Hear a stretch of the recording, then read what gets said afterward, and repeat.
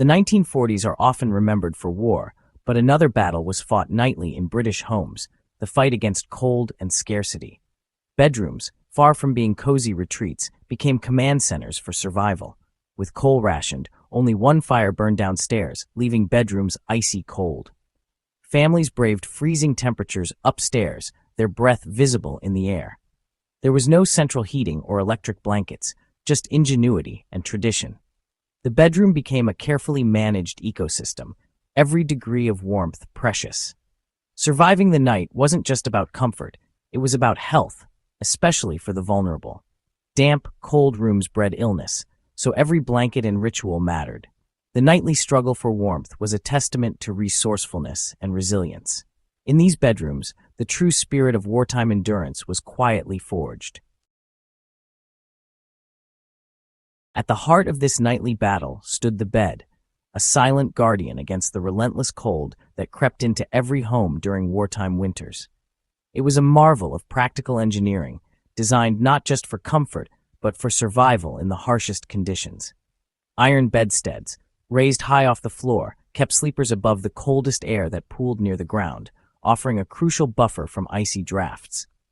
The base was a sprung wire mesh, not solid slats, allowing air to circulate and moisture to escape, an ingenious solution to prevent dampness and mold. Beneath the mesh, families often placed cardboard or newspapers for extra insulation, using whatever materials they could find to add another layer of protection. Every detail, from the springy mesh to makeshift insulation, was carefully considered, each element working together to trap precious warmth and block out biting draughts. These beds were built to last, sturdy enough to be repaired and passed down through generations, becoming a symbol of family resilience. A loose spring or joint was fixed, not replaced, every repair a testament to resourcefulness and care.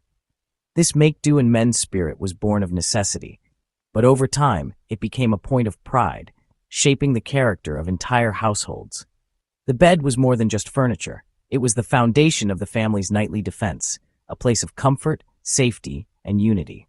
In every home, the bed stood as a fortress against the cold, its thick blankets and clever design offering hope through the longest nights. Each night, it stood ready for another round in the battle for warmth, a quiet hero in the ongoing struggle for comfort and rest. If the bedstead was the skeleton, providing the structure and support for sleep, the mattress was its heart, cradling the sleeper and shaping the comfort of every night.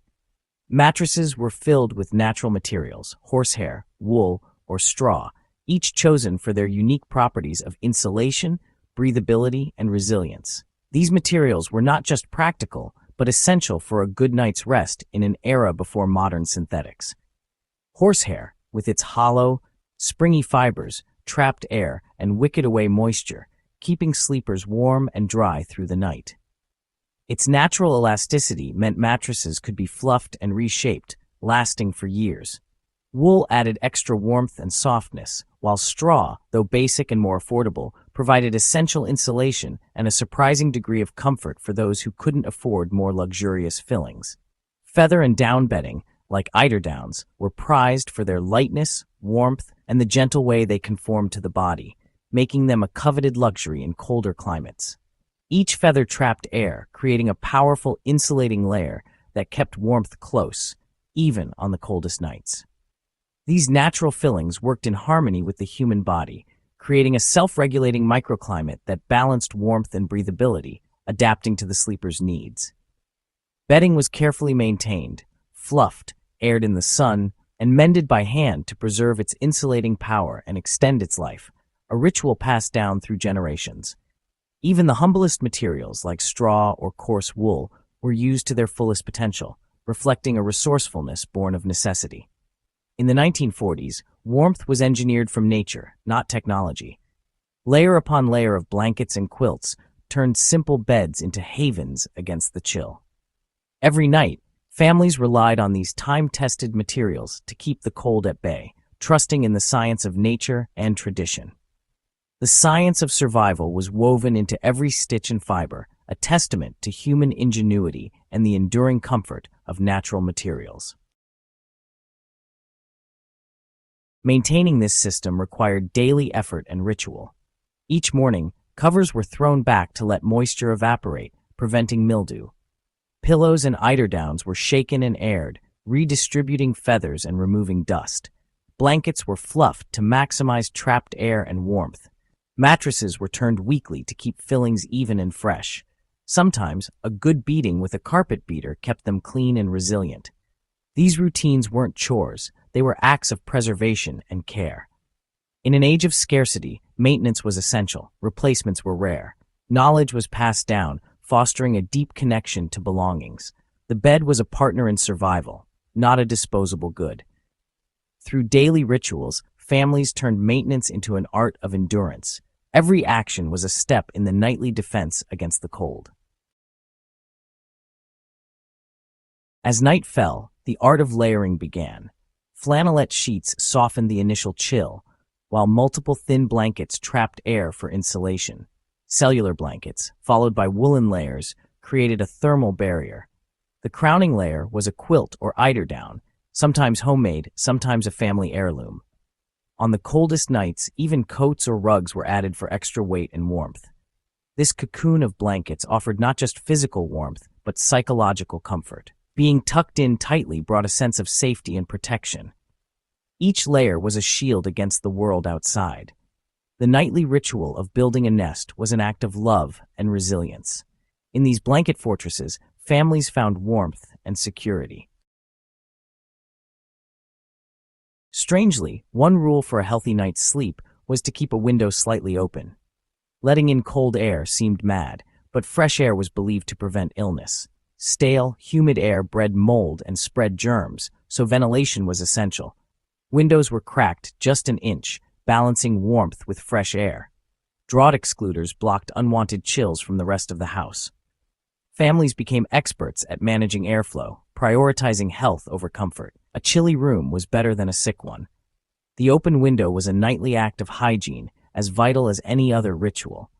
In the 1940s, a bedroom had to breathe, just like its occupants.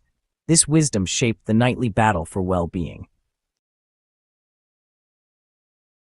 The 1940s bedroom was a system for survival, not just a place to sleep. It was a space shaped by necessity, where every item had a purpose and every comfort was hard-won.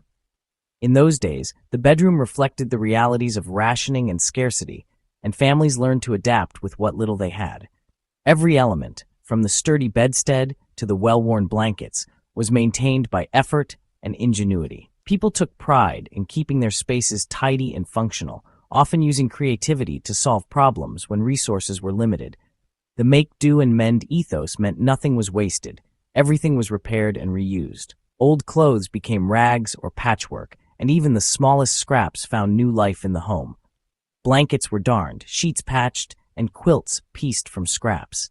Each repair told a story, and every stitch was a testament to resilience and thrift. This fostered appreciation for materials and the labor behind them. People understood the value of what they owned and cherished the warmth and comfort their efforts provided. Self-reliance was key. Comfort was created, not bought. Homemade hot water bottles, hand-stitched bedding, and careful layering were all part of the nightly routine. Today we have conveniences unimaginable then. Thermostats, electric blankets, double glazing. Modern technology offers instant warmth and ease, transforming how we experience comfort. Yet, as we face new challenges, there's wisdom in the old ways. The lessons of the past remind us that comfort is not just about gadgets, but about resourcefulness and intention. Layering, ventilating, and valuing possessions can teach us resilience. These simple habits help us adapt, save energy, and appreciate what we have. The forgotten battle of the 1940s bedroom reminds us, true comfort comes from resourcefulness and care. It's a legacy of endurance that still has meaning today. In every stitch and nightly ritual, there's a lesson for our modern lives. These acts connect us to those who came before and to the values that shaped their world. The spirit of endurance endures, warming us still. In the quiet moments of daily life, we can find comfort in the knowledge that resilience and care are timeless sources of warmth.